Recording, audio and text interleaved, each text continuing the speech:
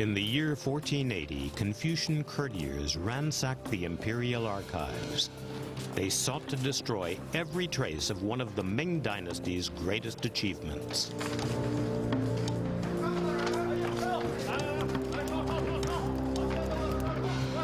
The logbooks of the Starfleet, the greatest armada of wooden ships ever assembled, were consigned to the flames.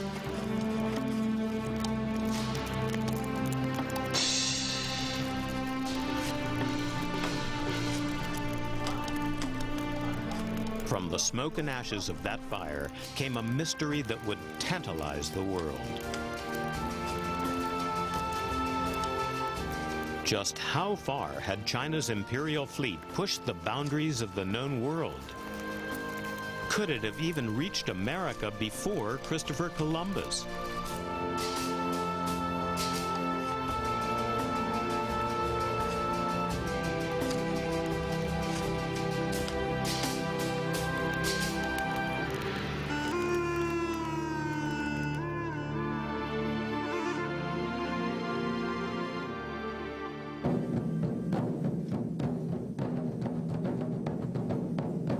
A remarkable man stands at the heart of this great mystery. His name was Zheng He, still revered as a god in parts of the East. Once a hero in China.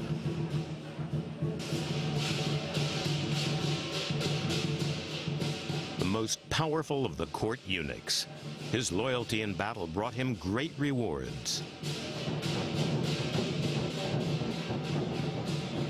The emperor made him admiral of the Ming fleet. In 30 tumultuous years, his fleet of 300 ships and some 28,000 men undertook 7 epic voyages. Until recently, that saga was neglected and little known outside China. But in China, some traditional storytellers have never forgotten the heroic exploits of the great Zheng He. The emperor declared, "Who is willing to take the command and go to the Western Ocean as my marshal?" Zheng he has been rewarded for his bravery. He is a talent. But he is too old. What a pity. No, no, I say. The older the ginger, the hotter it is. One man, more than anyone else, was to spread Zheng He's fame to the West. In 2002, a retired submarine commander called Gavin Menzies delivered a sensational lecture at the Royal Geographical Society in London. Someone was in the Caribbean in 1424, 70 years before Columbus. Menzies had delivered a bombshell. Menzies argued that in 1421, almost a century before Magellan, Zheng He's fleet had circumnavigated the world. He has expanded his theories in a best-selling book. If Menzies was right, Zheng He had reached the New World before any European explorer.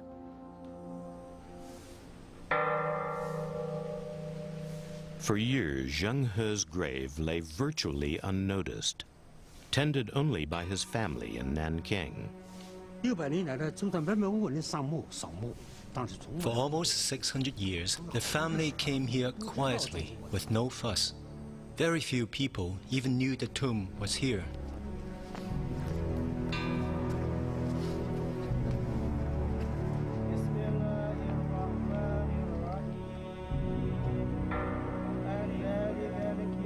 The full extent of Zheng He's 7 voyages is now a subject of intense interest and controversy.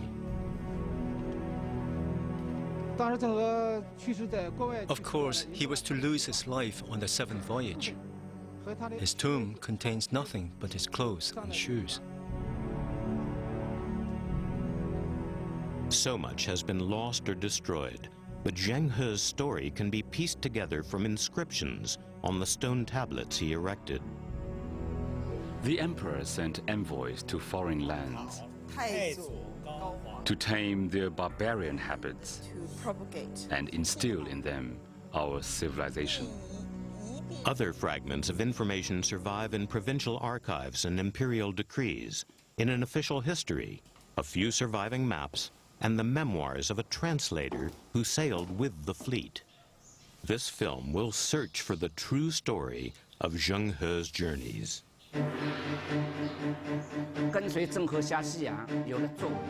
Those who accompanied Zheng He on the fleet were regarded as heroes, and we worshipped them.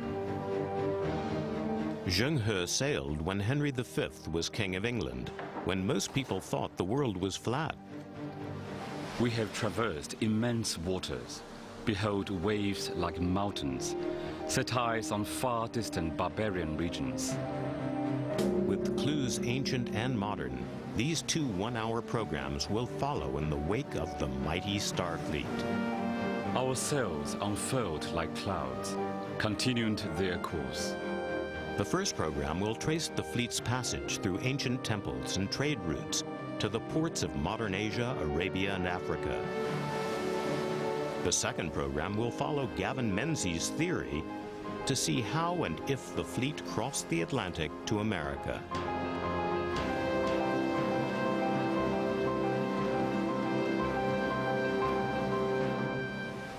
It was almost by accident that Gavin Menzies first stumbled on the story of the man he believes was the Chinese Columbus. When I wrote the book, I pinned my evidence on the fact that the first European explorers all had charts showing them where they were going. Columbus had a map of the Caribbean. Magellan had a map of the world. Somebody discovered the world before Europeans did.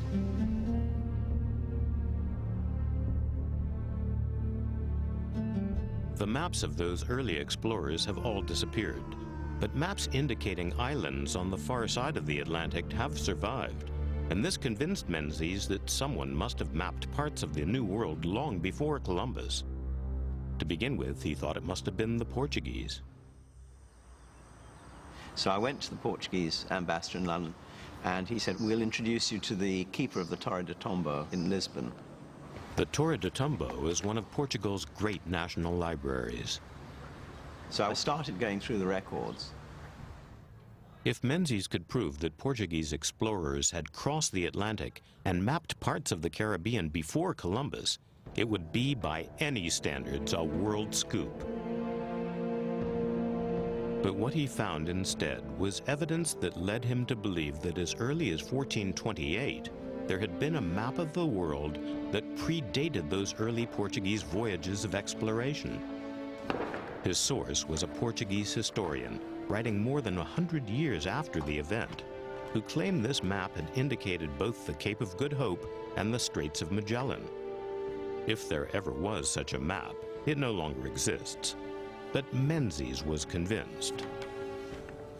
Far from the Portuguese having discovered these islands in the Caribbean 70 years before Columbus, what in fact happened was that they didn't know about them. My whole book had to be rethought.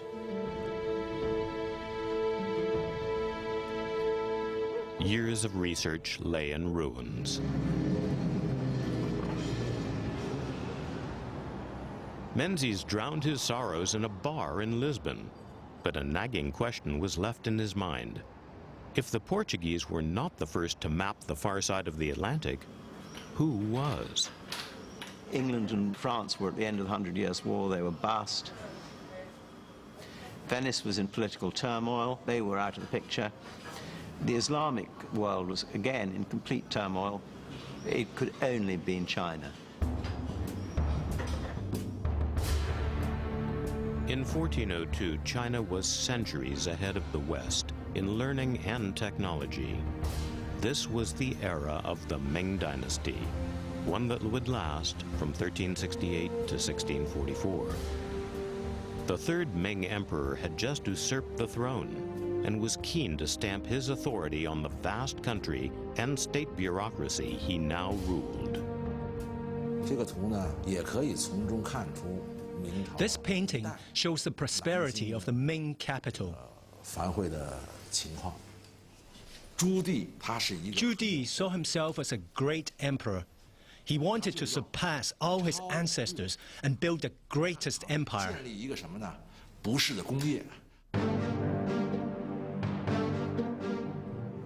To enhance the prestige of his throne, the emperor sought to expand trade and diplomatic contacts with the outside world.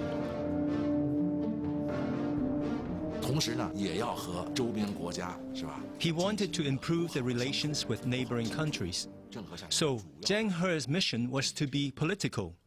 It aimed to spread and increase the power of the Ming dynasty. The emperor encouraged the tribute system.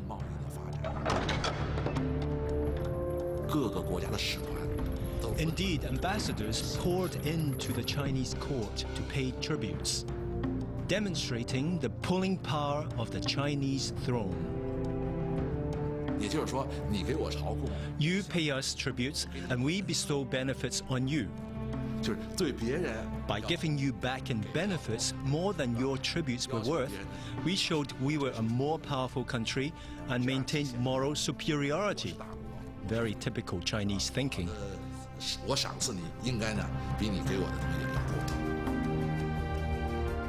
His traditionally minded Confucian courtiers advised against an ambitious and expensive foreign policy.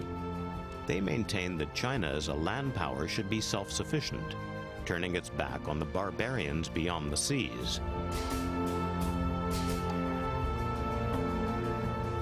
But Zhu Di believed that seeking wealth and renown abroad would secure his throne at home. So in 1403, he ordered that a great fleet be built. For the next 30 years, it would fly the flag around the Indian Ocean and extend the tribute network throughout the known world. Dockyards were made ready to build the fleet. 20 years ago, this was sea. The houses here were only built since then. You can imagine these buildings as Zheng He's treasure boats. And Zheng He's first task was to build more ships. Amazingly, in the heart of the former capital, Nanjing, the great dry docks can still be seen 6 centuries later. The people here told me that as late as 1949, these were still linked to the sea. The docks were enormous. The length was 1.5 miles. The width, 500 yards. They were made up of 7 dry docks. This is number 6. It is on record that the emperor once borrowed 10,000 workers from here to build a monument. So over 20,000 probably worked here. It must have been an extraordinary sight.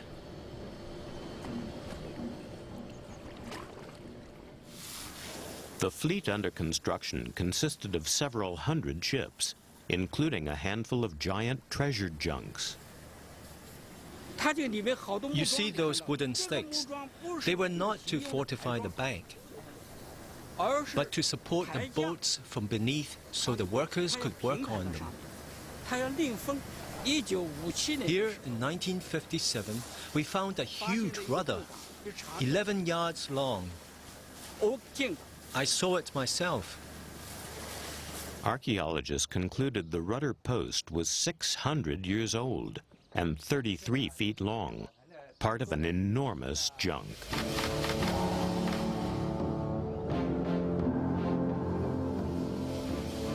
An entry in the Ming Annals says the ships were 44 zhang in length.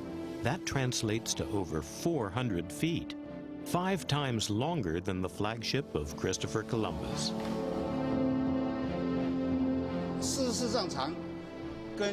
Treasure junks was recorded to be 50 yards wide and over 100 yards long.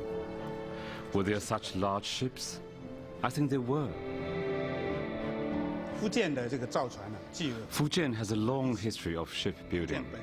We had very good natural materials, fir trees and pines. Of the 200 ships Zheng He had to build, the big boats must all have been built here.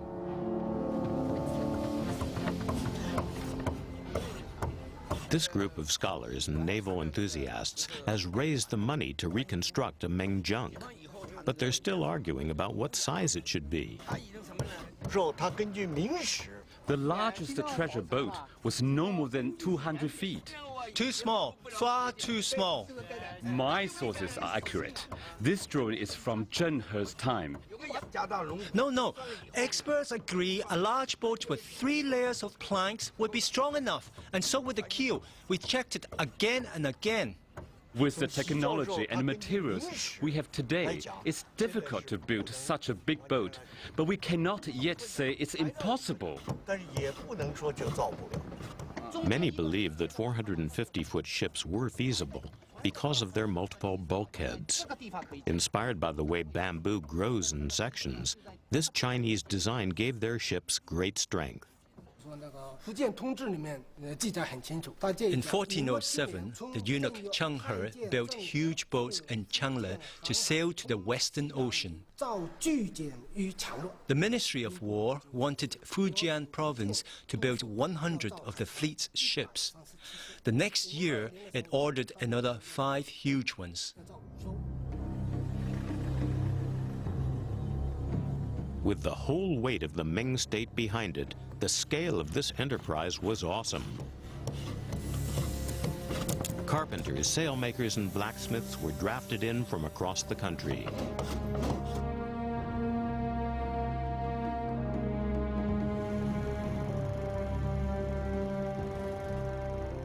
Archaeologists have dug up evidence of the new technologies that were deployed. As with the Titanic, bulkheads divided the ships into watertight compartments. Outer hulls were triple-planked for strength. Steered by that great Chinese invention, the stern rudder, as many as 9 masts carried the sails that propelled the great treasure junks. All the ships of Zheng He's fleet were far superior to any of those of Columbus, Magellan, or da Gama.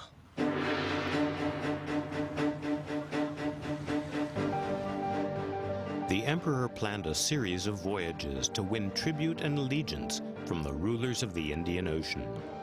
He issued seals of office to be presented to local rulers, binding them to his throne. Though some Confucian advisors opposed this venture, he could count on complete support from the court eunuchs. His most trusted eunuch, Zheng He, began assembling the expedition on the broad Yangtze River.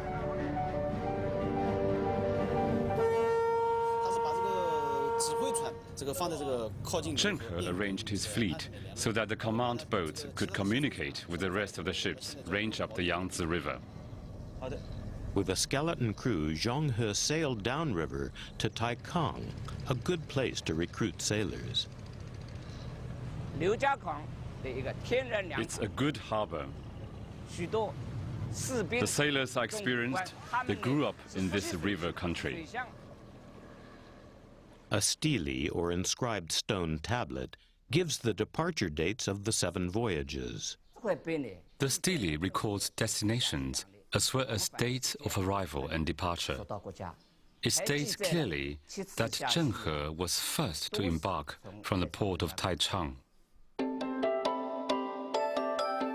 Zheng He recruited key members of his crew from the communities of Muslim Arab seafarers in Fujian province.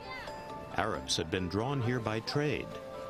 Centuries later, Chinese Muslims still live here, worship in mosques, and recall the day the admiral, a fellow Muslim, stopped in their town. There was a huge storm that day.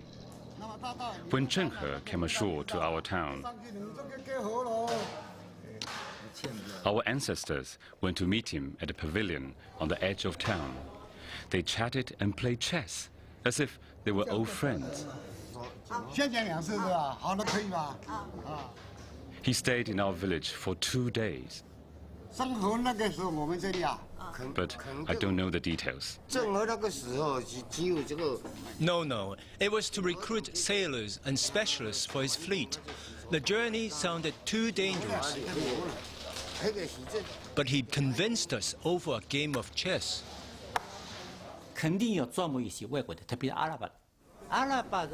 He was particularly keen to recruit Arabs.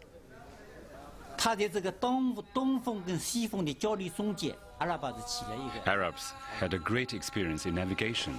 They had always played a big role in links between East and West.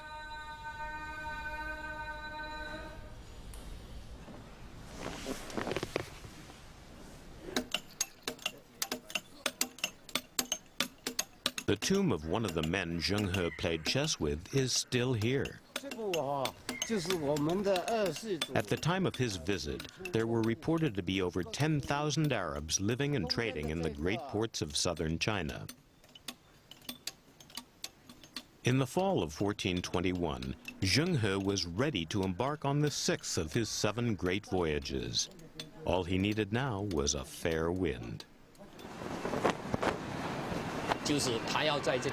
His fleet needed a north wind. This began in November.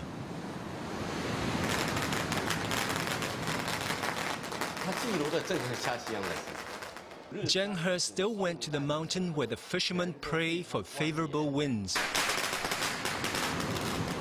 And he too prayed to the goddess of the sea for safety.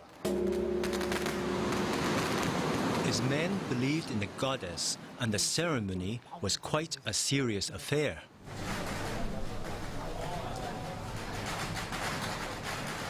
They asked for her protection. They feared they would run into danger.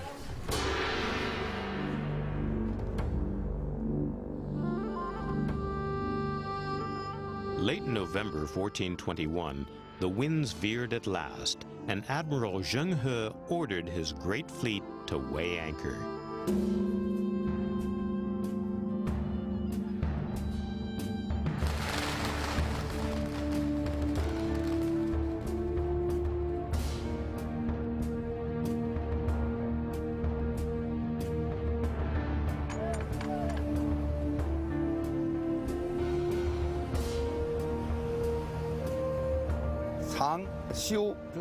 There were between 100 and 200 ships, including 7 great boats for the commanders, boats for horses, people, water, and food.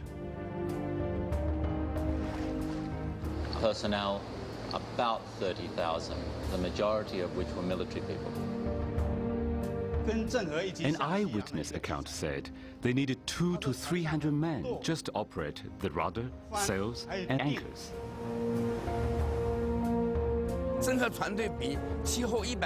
Zheng He's fleet would have dwarfed the combined fleets of Europe at the time. We have set out for the barbarian countries, commanding the multitudes on the fleet. Our one fear is not to succeed. But if all men serve their emperor, then we will succeed.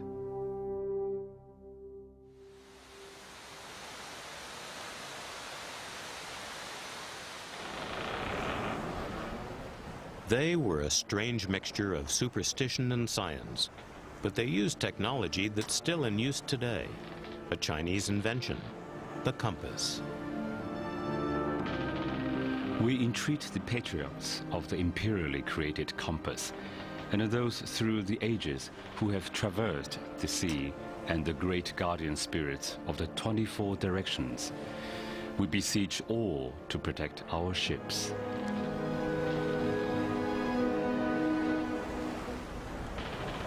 Though sea logs and other records have been destroyed, one of Zheng He's maps has survived. The charts were drawn for sailors. People assume they are upside down, without latitude and longitude. But the chart puts the actual course of the ship as they sail at the center. So north and south are rotating.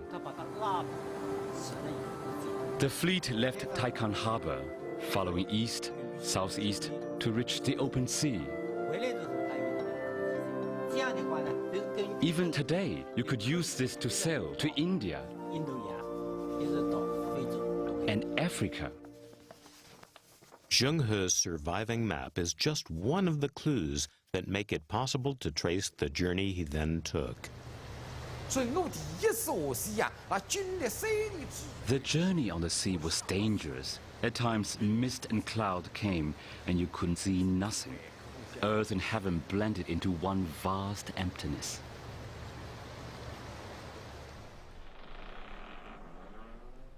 The fleet had its own embedded historian, Ma Huan, a translator who was to chronicle its voyages. I followed the mission wherever it went, for I do not know how many thousands of miles. I passed through the various countries with their different seasons, climates, topography, and peoples. I am incapable of literary elegances. I write of these matters with an honest pen, and nothing more. Ma Huan's account tells us that the fleet sailed down the coast of Vietnam, past Thailand, and on to Malacca in Malaysia, just north of modern Singapore. Steer 120 degrees by 135. The ship is level with Malacca, Malacca. After 3 weeks at sea, Zheng He's fleet arrived at Malacca. Malacca is the gateway to the Indian Ocean and a perfect place to build a supply base for the fleet.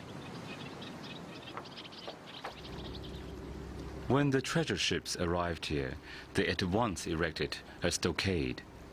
Inside again, they erected a second stockade, like a small city wall within which they constructed warehouses and granaries.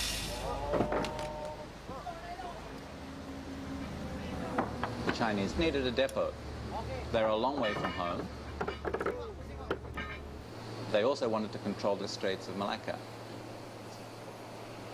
When you control the straits, you control trade. And this was the other aspect of the Ming Emperor's aspirations. Not only the economic domination, he had to politically dominate. When the base was threatened by local skirmishes, they backed a local rebel leader, turning him into a puppet king.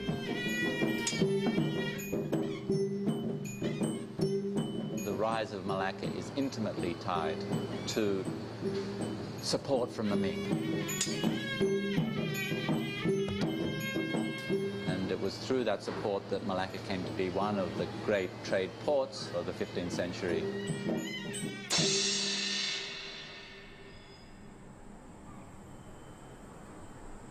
The emperor's official seal confirmed this pact. The King of Malacca also have this type of seal given by the Emperor of China. The locals have a more romantic version of this story.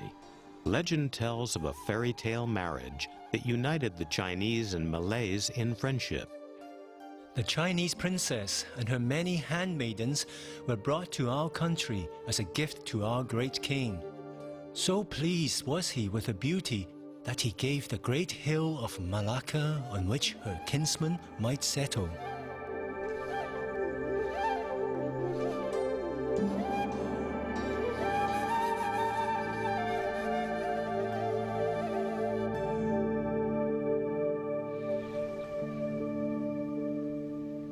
Today, the hill still serves the Chinese community as a graveyard.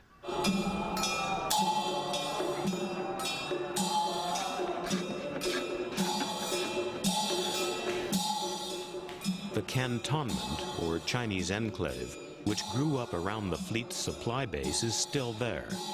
Malacca remains today a city shaped by that Chinese contact.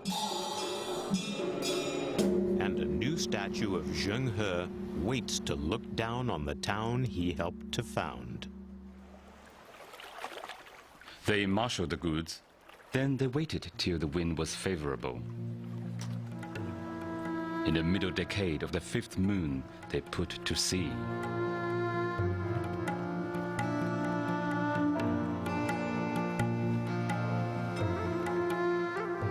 Now, for the first time, they struck out into the open sea across the Indian Ocean. At Ceylon, modern Sri Lanka, they left an inscribed stone stele to record their passing.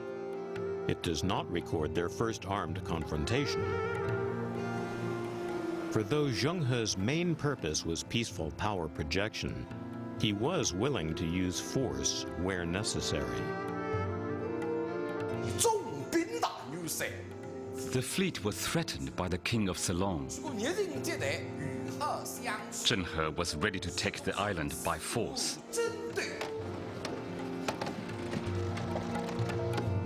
When you look at the violence which occurred during these voyages, one has to look a bit beyond the rhetoric. That these were less than friendly missions, that there was a huge amount of intimidation involved. When you take 30,000 troops, it's not intended to be a mission of peace and friendship.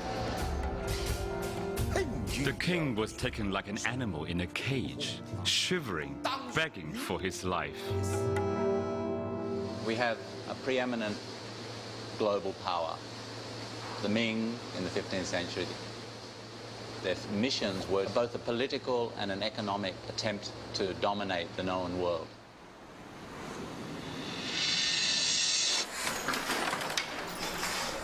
The junk sailed on, their holds crammed with the produce of China's massive porcelain and silk industries, keen to gain direct access to the marketplaces of the Indian Ocean.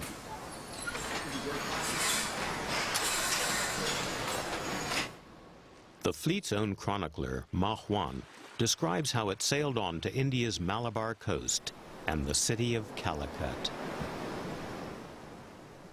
It lies beside the sea, the country of Calicut. This is a great country of the Western Ocean.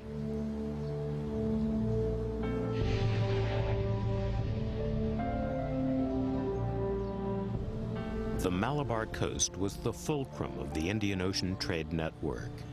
If a treasure ship goes there, it is left entirely to two men to superintend the buying and selling.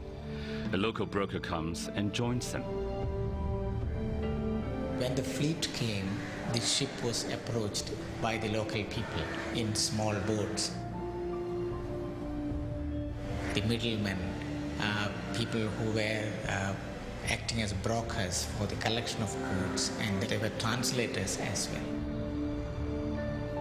They discuss the price of the silks one by one. When the price has been fixed, they write out an agreement. All join hands together, and the broker then says, in such and such a moon, on such and such a day, we have all joined hands and sealed our agreement with a hand clasp. Whether the price be dear or cheap, we will never repudiate it.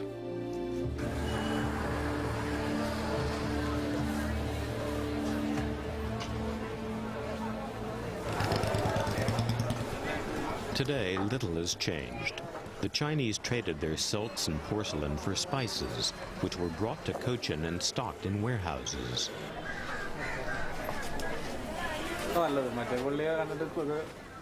These days, tally sticks coexist with computers.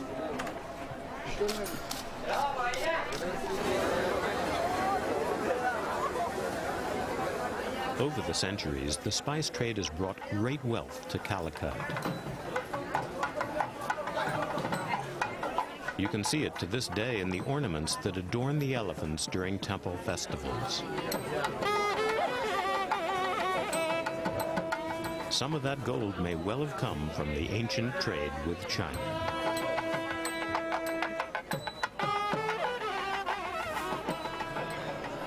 There was an old saying, if the China is the place where you make money, Cochin is the place where you spend it. There was an old saying like that. So most of the spices was taken from Cochin, and they were in return given gold. You can see the ornaments on the top of elephants. The way of income for the Cochin kingdom was through spice trade, because there was no gold in India.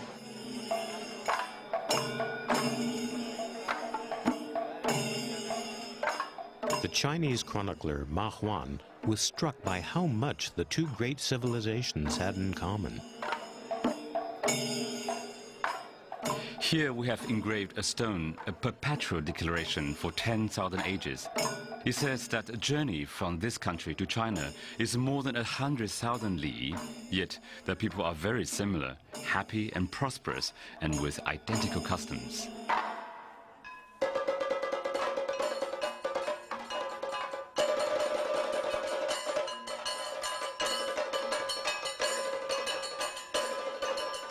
Local dance theater owes much to its contact with the Chinese. Very many art forms of coastal India, very clear kind of influence of the Chinese. Chinese opera influencing the local art forms. Various dance drama performances are straightaway replicas of Chinese opera.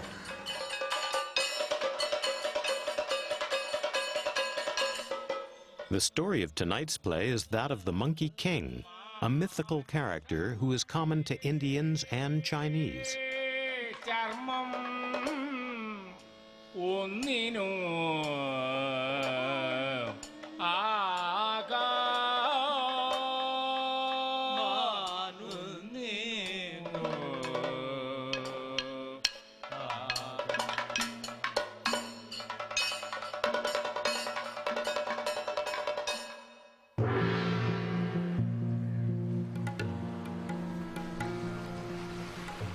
The Starfleet had already sailed an incredible 6,000 miles. It was now ready for the next leg of its journey. As we followed this journey, it's surprising how much of our modern world would still be familiar to Zheng He's sailors. 600 years ago, Asian seafarers were enormously skilled and knowledgeable. Zheng He did not need to venture into a complete unknown. His navigators did exactly what merchants do to this day. They hired local pilots to set the course from India's Malabar coast to the fabled lands of Arabia. The local traders who were traveling in fairly big vessels had better know-how, so definitely such people's help was essential. And certainly people who were coming to the coast for the first time must have been guided by them.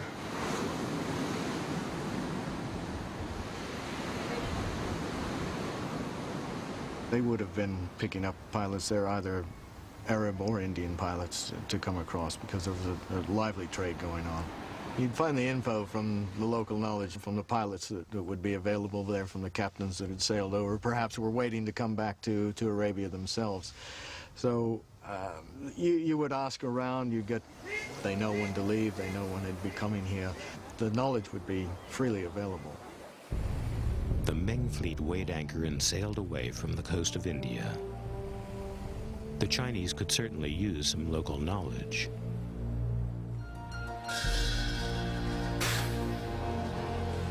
Their own methods for predicting wind and weather were, to say the least, idiosyncratic.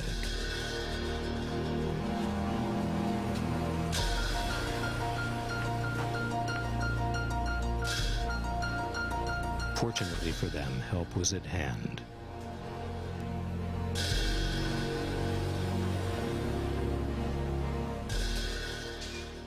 Then, as now, Indian pilots knew all about the seasonal monsoon winds, which is so crucial in this part of the world. During the monsoon season, vessels mainly depending on sails can start from Arabia and come to India with least effort. If you try to go in the opposite direction, you will be wasting your time in the sea. The journey from India to Arabia would have been timed to coincide with the second half of the monsoon season, when the winds reversed direction. The winds which were blowing from southwest to northeast will blow in the exactly opposite direction. From northeast, they will blow to southwest. That's why Indian spice traders always timed their journeys to coincide with the phases of the monsoon. Chinese scholars who have studied the fleet's surviving charts say that Chinese navigation was more sophisticated than their techniques for predicting wind and weather. We still have 4 original charts from Zheng He's voyages for crossing the Indian Ocean. We use the sun by day. We use the stars at night.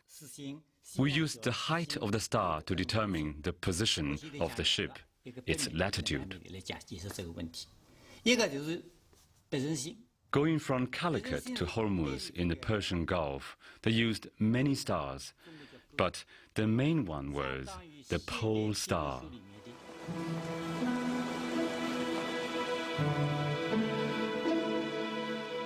Chinese navigators also tapped into the knowledge of the Arabs, the greatest astronomers of the period.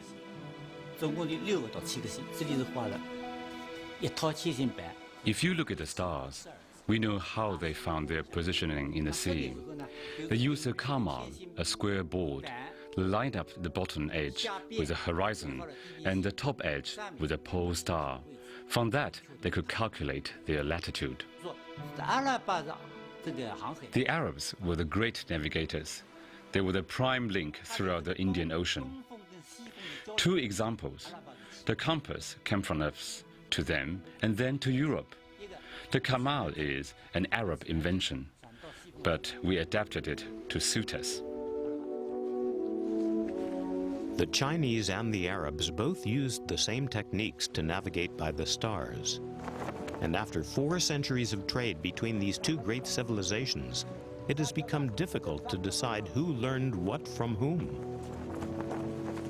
The Arabs had sets of navigation, well, some of them were poems, some of us just really pilot books, where they could tell the prospective navigators, okay, on a certain day you leave this port if you want to go to another port. And it would also tell how to get from one port to another.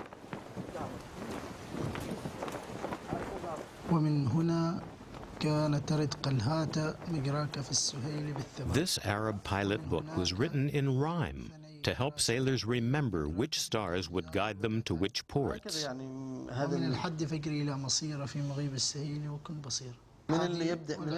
It speaks about the direction in the area where we are, the exact ports and stars positioning. Okay. Also, you could follow what for them was the mouth of the lion, which is part of a scorpion. It's kind of a collection of stars together, and if you follow the timings right, then you reach exactly on that direction.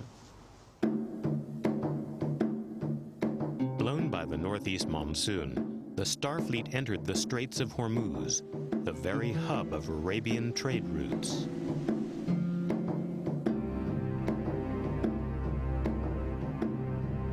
A 100 years earlier, the ancient Silk Road across the landmass of Asia had been cut by Mongol conquests. The Chinese were keen to re-engage with the Arab world and reconnect with a network of caravan routes that crisscrossed the Middle East and terminated at the trading towns that lined the Persian Gulf. The fleet at anchor became a vast emporium, exchanging silk and porcelain for the luxuries carried here to the marketplaces of Hormuz, Kalhat, and Sohar. Sohar, for instance, was described in the 15th century to be the most active trading port city in the whole of the East. And that made it easier for China to bring their goods into Sohar and take others from all over. Items that were traded in Sohar came all the way from Europe and also all the way from the various parts of Africa.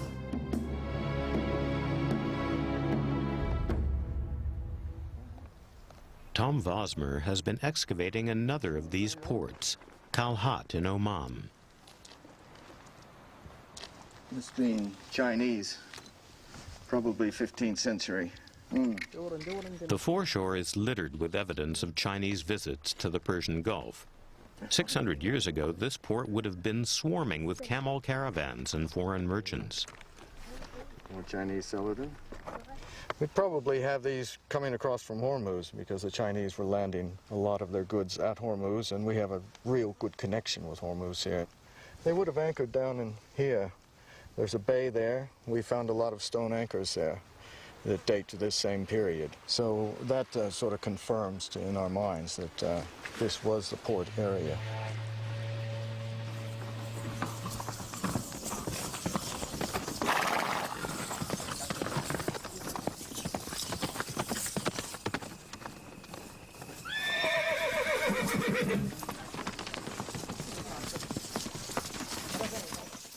Chinese learned this was a good place to buy horses. The loss of the Silk Road had cut China off from Central Asia at the very time when threats from beyond the Great Wall left China in urgent need of new mounts for its cavalry. At that time, horses were fetching about 100 pieces of silver, and our historian has discovered that a male slave was only 5. So a horse was fabulously valuable here, and the people were making a lot of money from that sort of thing. The Chinese were open to the learning of Arab scientists, who back then were the most knowledgeable in the world. The Chinese had recently suffered outbreaks of plague, and medicine was high on their list of priorities.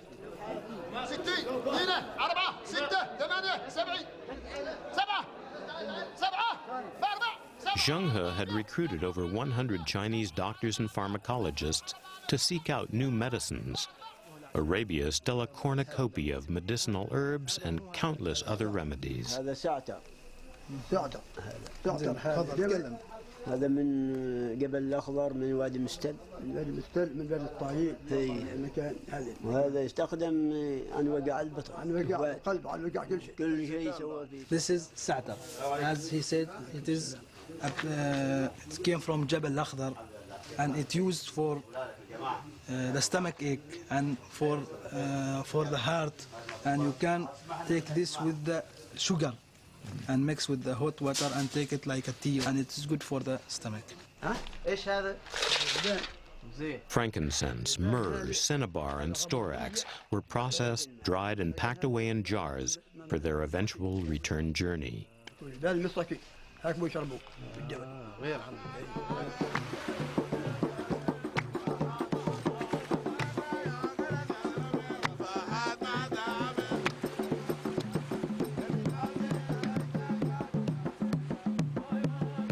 There was one more piece of invaluable information that the Chinese could learn from the Arabs, for it was they who held the key to Africa.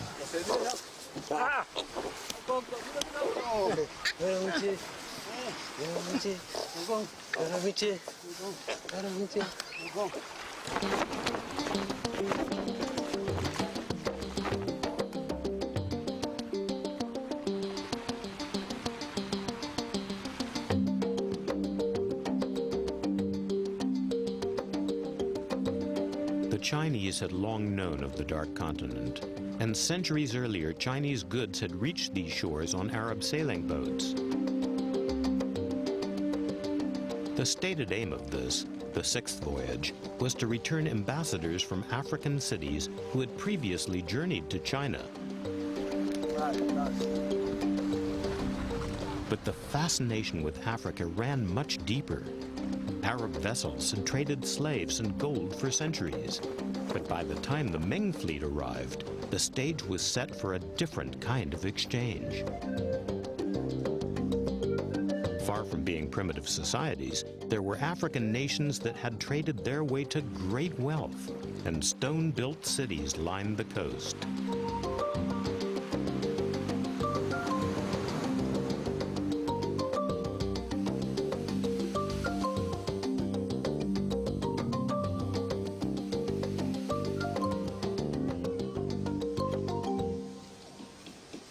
A town like Pati at this time has about 9 gates, huge buildings, palaces, and we have huge mosques. These towns are now showing some kind of prestige that they have achieved this much wealth, they have achieved this much power. They now have to symbolically also show that they are important. For African rulers, blue and white Ming porcelain, delicate and exotic, became the ultimate status symbol. In these round niches, they used to put the porcelain bowls, which would look like this. And the bowls were meant for decoration purposes, right? This bowl is a 15th century Chinese bowl. The people around here had a psychological feeling that the shards of these particular bowls, once they are taken and kept in the suitcases, the people would become rich or wealthy. So a good number of them were taken for such a purpose.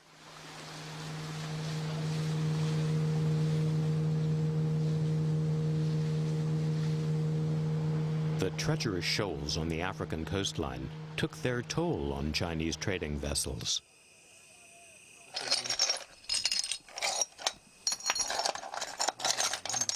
This is nice.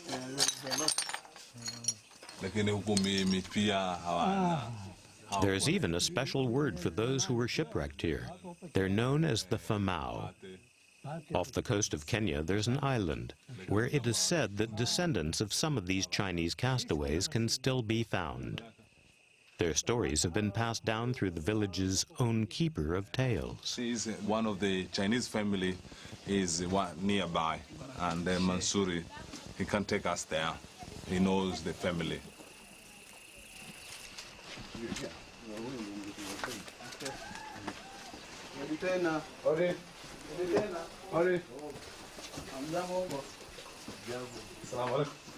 The Farooq household was one of the 4 Famau families on the island.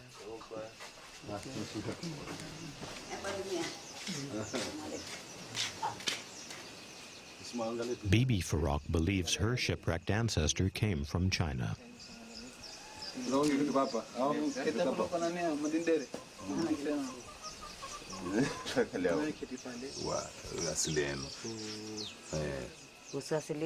They had a shipwreck, and they came, that was in Shanga, and then they came to Siu, and then they got married to the locals. And even the name of her mother is called Safina, meaning it's a dhow which saved these people from the shipwreck to bring them to the seashore. And now they are the descendants of those Chinese people who had a shipwreck. Ndio hivyo.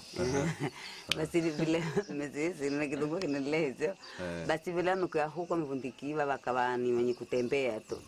Sasa kwa hivyo ni waume lazima watakuwa wana hamu na wenye muhimu pia mpaka wafahamu sikio wake. Therefore they had it about it from the parents, and it's a story of the town. Everyone knows in the village about the shipwreck.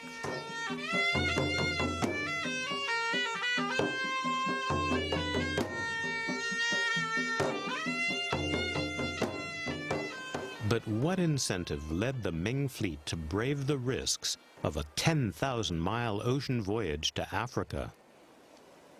It came to bring tortoiseshell back to China, which they would use for a variety of things. Rhino horns, like these horns from black rhinos, would be brought back to China, and they were mostly used for the making of medicines to lower fever. They prefer the bigger... Esmond Martin has dedicated much of his life to stamping out the now illegal trade that brought the Chinese to Kenya. And this would be bigger than the average tusk that you would find in Asia. And this is soft ivory as well, as a distinction.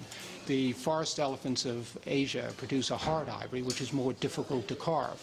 And the Chinese have always liked soft ivory, so this African ivory that they would get from East Africa was superior. 5 centuries ago, the trade in tusks would have dwarfed the stacked seas from modern poachers in the fight to save Africa's wildlife. But the Chinese motives were mixed. While some filled the holds of their treasure ships with ivory and rhinoceros horn, others were searching out new and wonderful animals for the emperor's menagerie. What lured the Ming Starfleet to Africa may have been a hunger for the exotic, and Africa had much to offer. A contemporary illustrator recorded a host of fantastic beasts: the rhinoceros, the ostrich, and the zebra. Their 16th century illustrated book of strange countries records their wonder.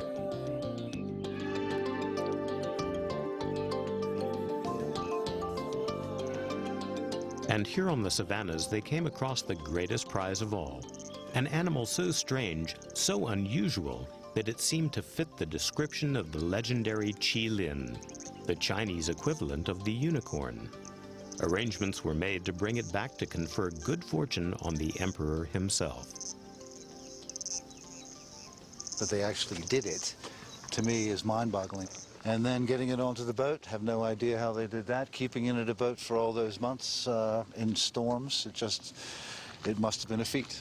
You know, she has a weird balance, these spindly legs and that heavy body.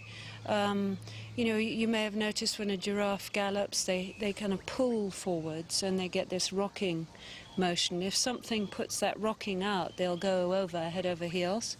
And so maybe on a boat that would also be a bit of a problem. History does not record how they transported their living treasure across 8,000 miles of sea.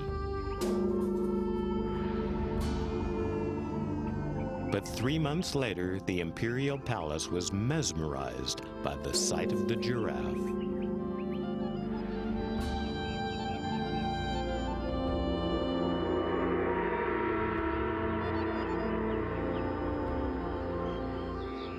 Court officials, craning their necks, looked on with pleasure and stamping their feet when they were scared or startled, thinking that these were things that were rarely heard of in the world and that China had never seen their likeness.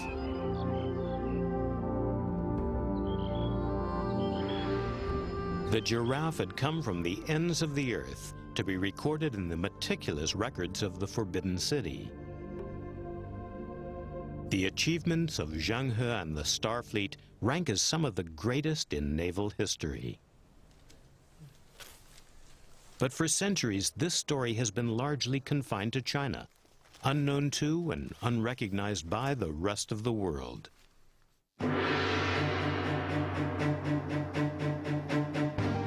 In the next hour, this program will examine the astonishing claim that Chinese sailors went beyond the edge of the known world, crossed the Atlantic, discovered America, and became the first to circumnavigate the globe.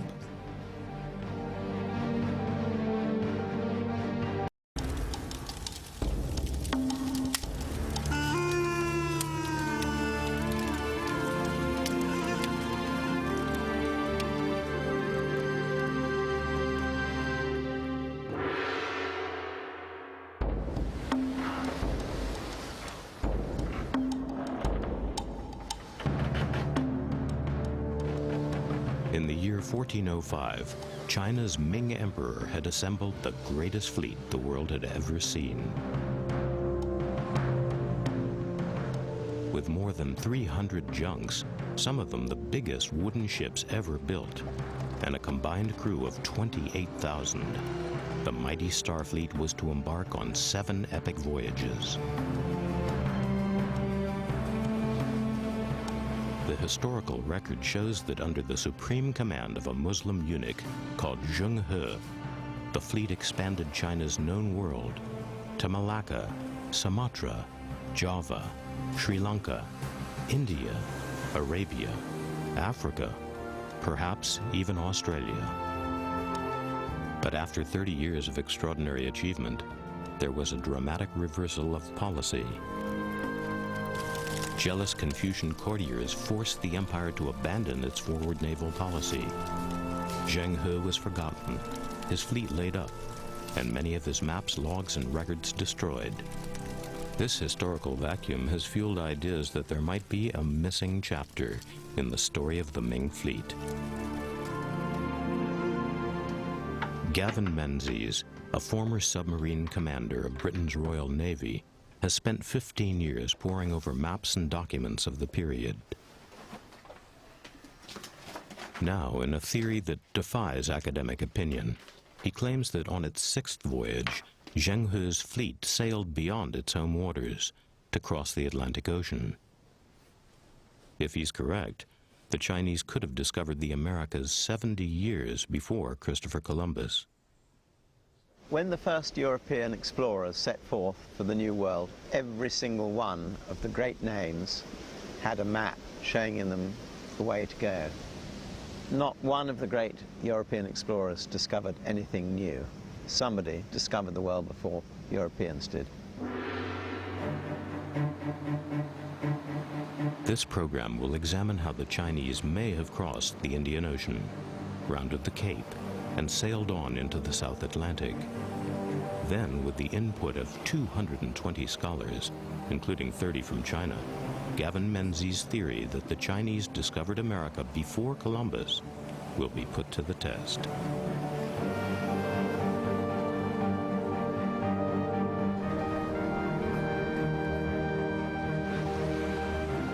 Menzies' new theory of history starts in the year 1421. in the bustling Indian port of Calicut.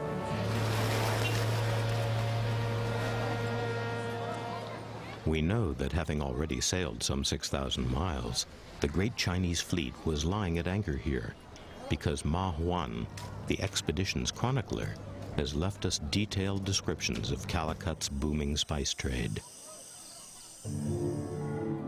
The inhabitants of this mountainous countryside have established spice gardens.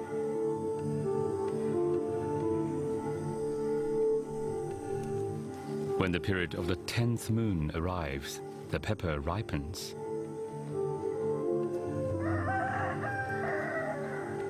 It is collected, dry in the sun, then they wait for foreign merchants to come to buy. Ma Huan was not the only foreigner to visit Calicut at about this time. In these districts, they grow ginger, called in the language of the country, beledi, or gebeli, or neli.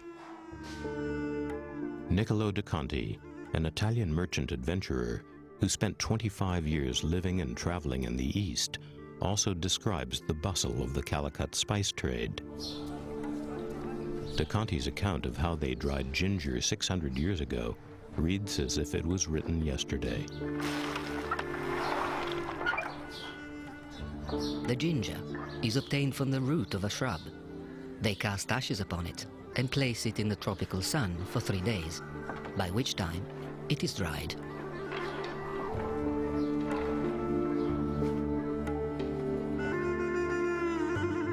De Conti's story of his time in the Indian port of Calicut is important to Gavin Menzies' theory.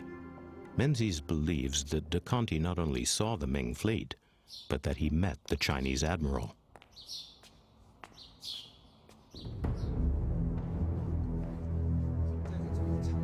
Menzies points to a statue of Zheng He and his admirals, recently found in China.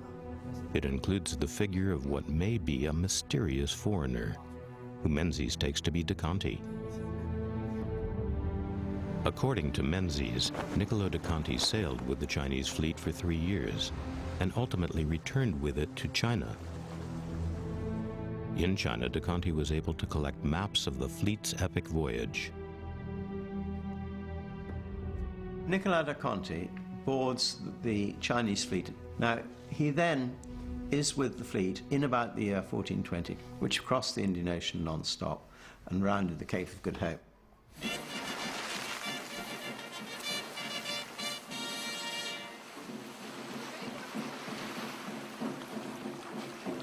Niccolo de Conti returned to Venice. At that time, Venice was glorious and self-confident, the most important maritime state in the Mediterranean.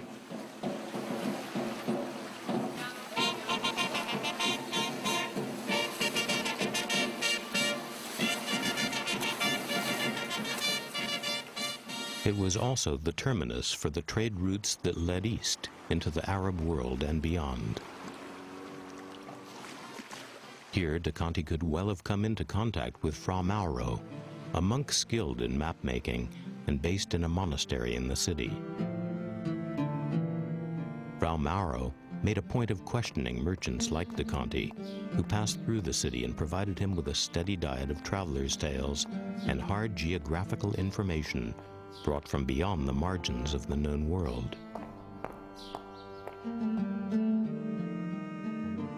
Fra Mauro had received a commission from the King of Portugal to construct a definitive map of the then-known world. The timing of de Conti's return to Venice was perfect.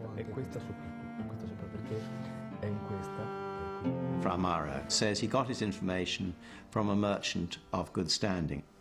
And I say that's Niccolo da Conti.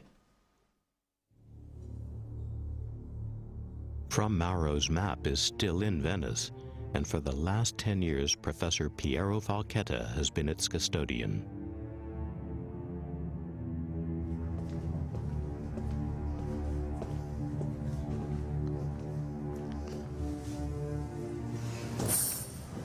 Well, this is the map. This is the Mediterranean Sea. And the Mediterranean Sea is upside down because the map is upside down. This is Africa, so that's the bottom of Africa. And there is a very interesting inscription saying that around 1420, an oriental junk coming possibly from China navigated through the Indian Ocean towards the islands of men and women, offshore of the Cape of Diab, in between the Green Island and the darkness, for 40 days. Gavin Menzies has no doubt what the Green Island means. Primaro then says that ship or junk from India reached the Islas Verdes. Well, 40 days at 4.8 knots, which is the average speed of the Chinese fleet, would have taken them to the Cape Verde Islands. So I say Islas Verdes equals Cape Verde Islands.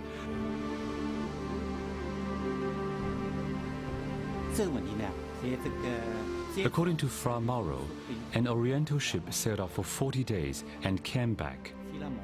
That might mean some ships of the fleet did indeed sail past the Cape of Good Hope. The English scholar Professor Needham supported this view, as have some Chinese scholars.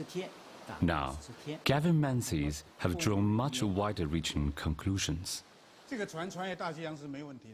Zheng He's fleet would have had no problem crossing the Atlantic Ocean. Look at the tiny ships used by da Gama and Columbus. If they had seen our ships, they would have been astonished. Menzies is convinced that the Venetian map shows the Ming fleet could have entered the Atlantic, and if it did, nature now lends it a hand. Coming round the Cape of Good Hope, on this Admiralty chart, these blue currents you can see carrying the ship up the west coast of Africa. Then he would be pushed inland by the winds, carried up by the current, then in strong current to the west, then trade winds push him into the coast once again, until he gets up north of the Cape Verde Islands when the currents push him down. Then, leaving the Cape Verde Islands, he's carried in a massive volume of water, absolutely due west. A sailor near the coast of Africa, if he did absolutely nothing, he just hoisted his sails, he would get carried by the wind and the current across the North Atlantic and would enter the Caribbean between Dominica and Guadeloupe. Hundreds and hundreds of explorers have entered the Caribbean in this way. Menzies now tries to pick up the trail in the French Caribbean. Captain, quel cap maintenant, s'il vous plaît? Le 315. D'accord. So we're steering 315, coming in, running in from the Atlantic, exactly as the Chinese sailed.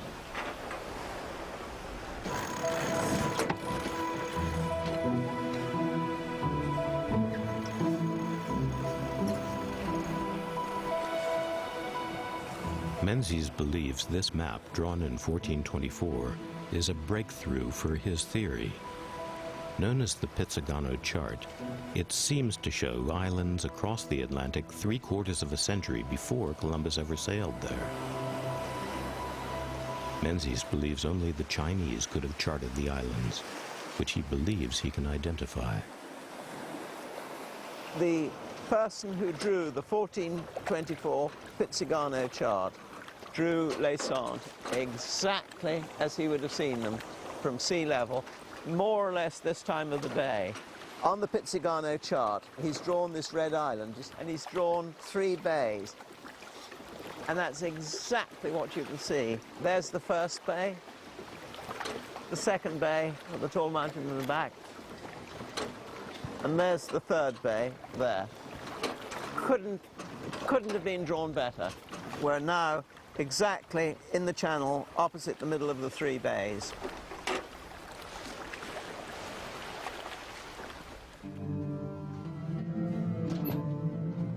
The original map was drawn by Zwayne Pizzigano, who belonged to a family of famous mapmakers.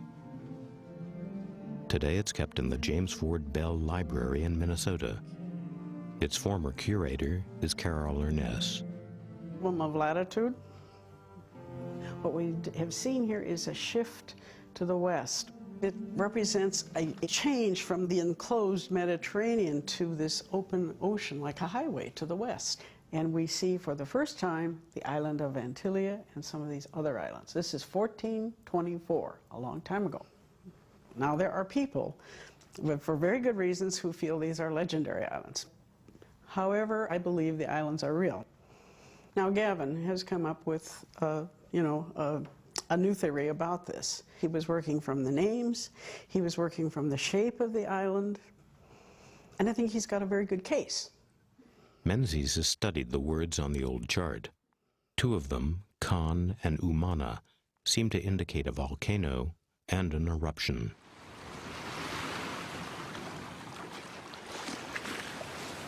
We're now looking at Guadalupe there.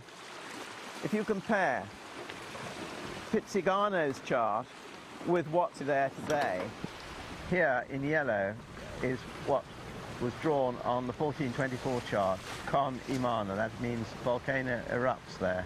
And on the modern chart, where Pizzigano has drawn it in exactly the same position, there are two volcanoes, Soufriere and L'Echelle.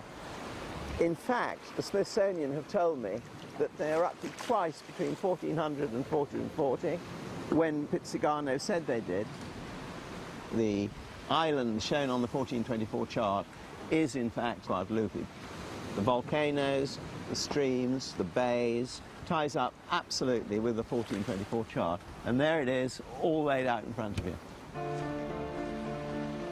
By now, Menzies believes the fleet had divided itself. One half sailed south, the other, under an admiral called Zhu Wen, sailed north. We carried through the Caribbean, northeast past Dominican Haiti, northeast past Cuba, up past Andros and Bimini.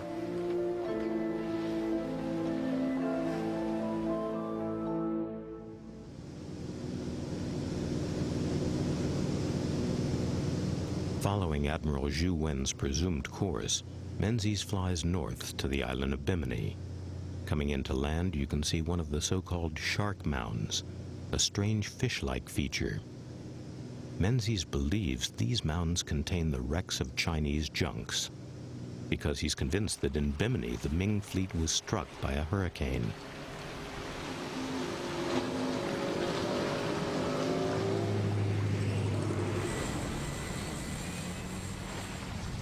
We too were caught in the middle of a tropical storm as we approached the reef.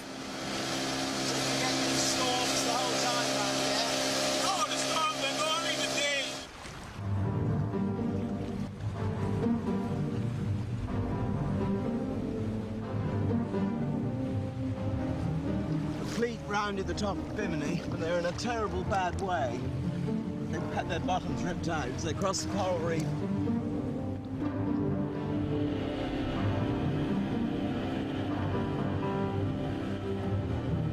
Seven of the great junks were deposited on what was then a sandbank. They've been covered by sand, and they're now called the shark mounds. 500 foot long, the same length as the great junks. They are the graves of ships. The Chinese fleet got carried by the hurricane and dumped where we are now. He had a smashed fleet. He had to repair his ships, and he had to get his men off. The ships that were all right, he had to get them off this island. This is the sort of weather he had all those years ago, the poor devil. Another 100 knots of wind.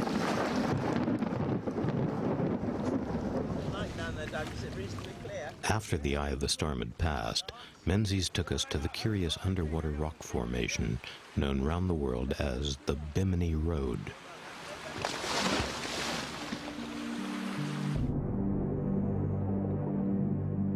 Menzies believes this is a slipway built by the Chinese to refit the fleet and repair the damage caused by the hurricane.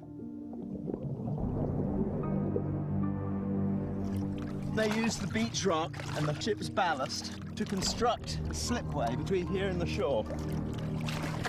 When they got really close in, they ran out of beach rock, so they used the hull stones from the hull for the last 250 yards. Basically, This whole road is about 1,200 feet long. It's a giant slipway for hauling these junks ashore.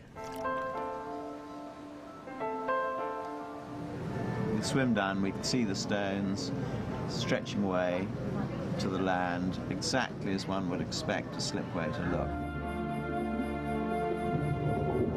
Some very sophisticated civilization built the roads before Europeans arrived. I say it's the Chinese.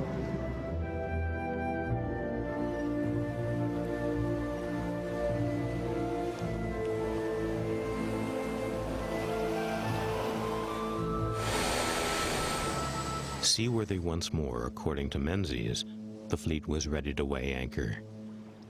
The Chinese, when they left Bimini, they could only go in one direction, that's northwards.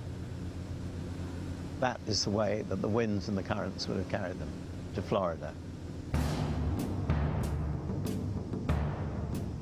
And so in the year 1421, some 70 years before Columbus, if Menzies is right, the Chinese may at last have made landfall on the continent of America.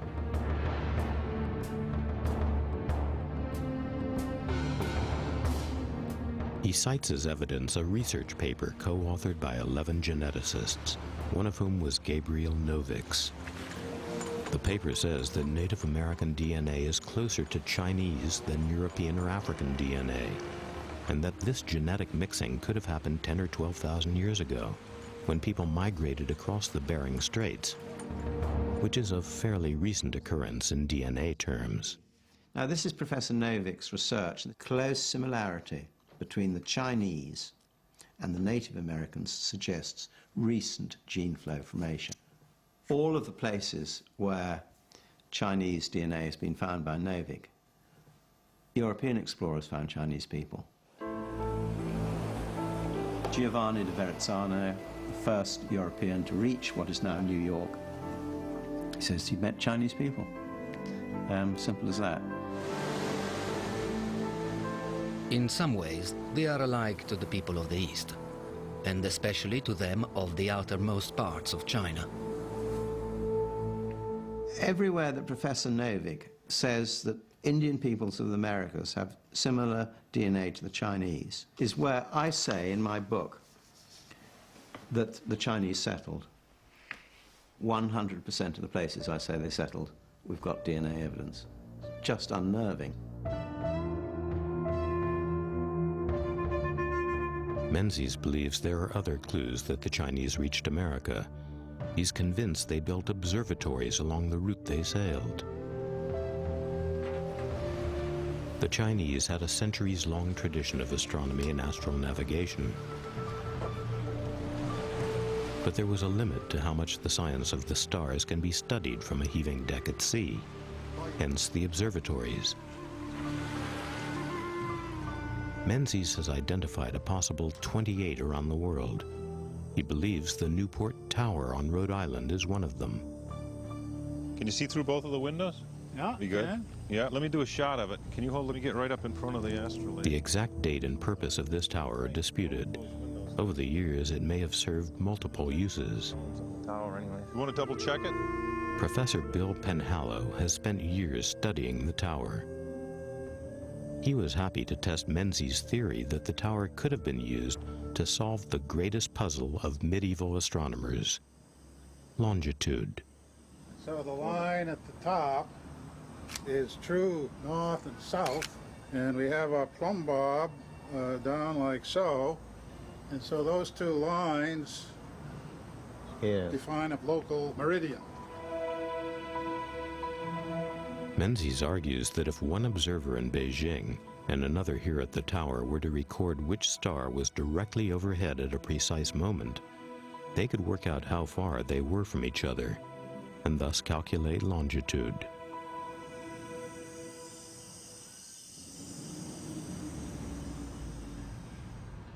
The tower might perhaps have served a dual function. Menzies agrees with Bob Hassel's theory that the tower could have doubled as a lighthouse. Very interesting. Why would you build a fireplace 12 feet above the ground? You know, this is something that doesn't make a lot of sense until you look at the fireplace out that window, and it's in direct line with where you would want to turn in the harbor to make a port entry into Newport. Right. This is fascinating from a mariner's point of view. The tower is located right at this point here. The fireplace and the window were a particular angle. What was that angle? That angle has been measured. It's 264.5 degrees, right, down to this point. The string gives the line of sight from the tower window out into the harbor. Okay, so if you're coming into port from the ocean, coming up here, he would be able to see the tower, would see the light, and the light would be coming through this window, right, would be visible in the channel. Then he's in a safe port, out of the tide, out of the wind. Though this program concentrates on the question of whether the Chinese discovered America, Menzies believes the Ming fleet also reached South America, Australia, New Zealand, the Arctic, and Antarctica.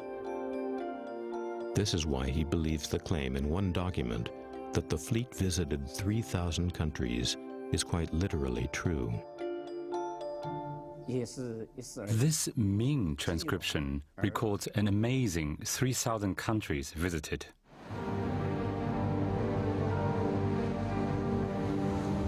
If Menzies is right, history will have to be rewritten. And China's mighty Ming fleet will take the place of Columbus in the Age of Discovery.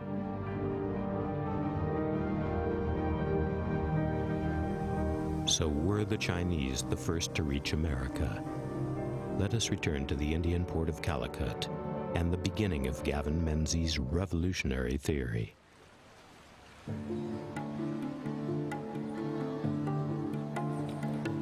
There is no doubt that de Conti was here.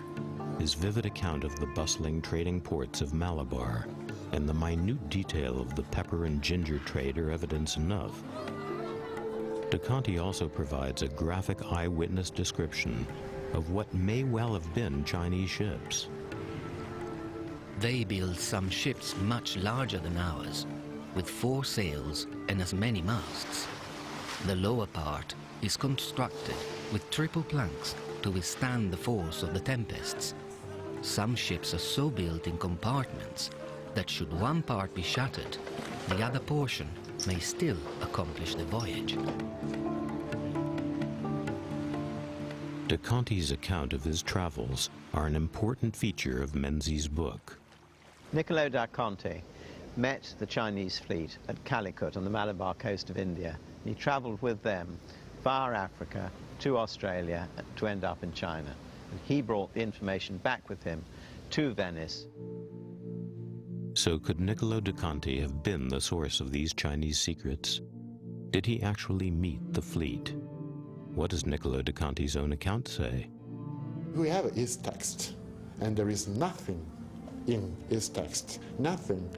He speaks, he writes about India, about China, but he never mentioned Chinese fleets, Chinese navigators, or something like that. Never, never, never. Piero Falchetta is a scholar who is critical of Gavin Menzies' theory. How does Menzies respond to his critics? Menzies agreed to sit with the producers of this program and review a number of points. We started by asking him about the evidence that de Conti had actually met and sailed with the Ming fleet. Well, this is a photograph of a statue found in the Fujian province of China, and it was found when the workmen were extending the runway in Fujian. Now, the interesting thing about this statue is that the man has a bulbous nose and he has very large ears. He's clearly not Chinese, he's not Far Eastern. To Chinese, he appears European. So it is at least arguable that it's Niccolo da Conti. Arguable, but not certain? No, not at all. Now, I say that it's unarguable that he arrived in Calicut when the Chinese fleet was coming through. In the case, why does he not concretely say he saw the Great Fleet? I agree with you. That's one of the weakest parts of my story. Is there any evidence that he boarded a ship in the Ming fleet? Da Conte, not that I know of, no. The scene shifts to Venice. Though Niccolo da Conte does not expressly mention a Chinese fleet, Menzies believes that da Conte sailed round the world with it before returning to his native city, carrying the maps and secrets of the Chinese with him. Da Conte may then have passed on this information to the mapmaker Fra Mauro, who used it to draw his great world map, now in the library in Venice. Menzies believes that map contains an important clue. It shows an Oriental ship that rounds a great cape and sails into unknown seas. Dr. Piero Falchetta quotes a note written by the map maker. Finding nothing but water and air. And they navigated for 2,000 miles. This expedition didn't reach any land. This is absolutely clear from this witness, from our map. So we cannot say that a fleet went to America on the base of this inscription. Shows the ship. The map only depicts a single vessel. I think his wording was a ship or junk from India. He didn't say an Indian ship. He said a ship or junk. So it could have sailed from India. Absolutely, that's what he claimed. But it's a single ship rather than a great fleet. It is. I accept that. A fleet, no. In Fra Mauro there is nothing we can presume about a fleet navigating the Indian Ocean. He says one ship, one junk. There is nothing explicit about a fleet navigating there. But according to Menzies' theory, the fleet entered the Atlantic, skirted the African coast, and then rode the same winds that Columbus later did to the Caribbean. There it is, right ahead. A mariner will be carried by the wind and the current due west. He will enter between, exactly where we are now, between Guadeloupe and Dominica. Which you can see right there, Sucrier and L'Echelle. Menzies believes that the Atlantic chart drawn in 1424 was based on information from the Chinese. According to Menzies, Satanazes, the blue island, is Guadeloupe, and the red island named Antigua is Puerto Rico. Professor Carol Ernest, who has studied the 1424 map, is impressed by Menzies' identification, but she sees some problems. The idea that this information comes from a Chinese voyage is a little tricky, a little difficult, because we don't have the Chinese map. The names on the islands are not Chinese. Menzies acknowledges some problems with the map. They're not drawn correctly relative to each other, and I can only assume that the cartographer, Pizzigano, who took them off, and what I say is the Chinese chart, quite simply made a mistake. He transposed them wrongly. Luciano da Silva, a Portuguese museum curator, has researched the old chart and compared it to the maps in Menzies' book. Now, let's take a look. The island of Antigua appears on the nautical chart of 1424 in red and in the vertical position. Mr. Menzies, what does he do? He turns that island that is in the vertical position, he turns it horizontally in order to compare it with Puerto Rico. You should never do a thing like that. You cannot alter anything that appears on the original map. The original map says that the island of Antigua is vertical. You should make a comparison only with vertical, not with horizontal position. So this is a no-no. Mr. Menzies, what does he do further?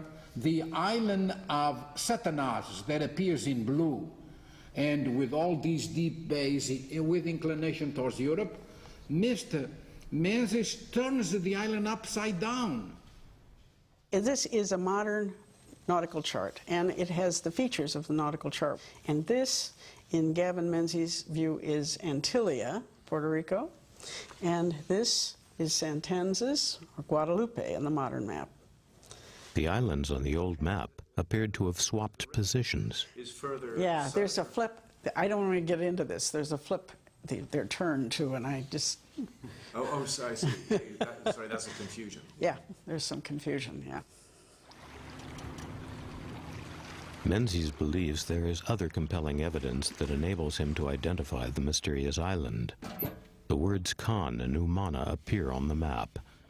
Menzies says these are medieval Portuguese words which he translates as volcano erupts here. And since there was a volcanic eruption in Guadeloupe about 600 years ago, he argues that the Blue Island must be Guadeloupe. We showed Gavin Menzies an email from an eminent Portuguese medieval linguist who says the translation of Khan and Umana is wrong.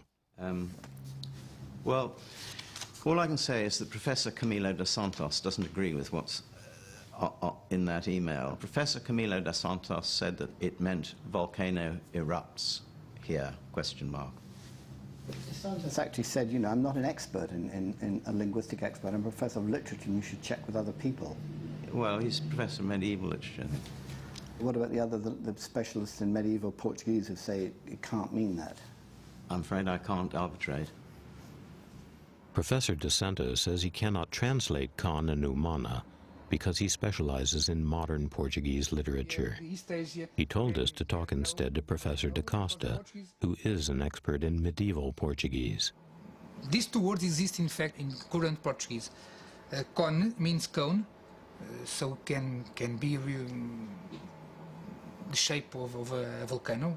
It's possible. But these words were not used with this sense in the 15th century. They are used later, just later. And for sure, I never read such words, neither one nor the other, in Portuguese chronicles of the 15th or the 16th century or in documentation. That's not the way to speak about volcanoes. And I don't think so, just because the words were not used in Portuguese of those times. If the fleet ever did reach Guadeloupe, wind and tide would have continued to push it north.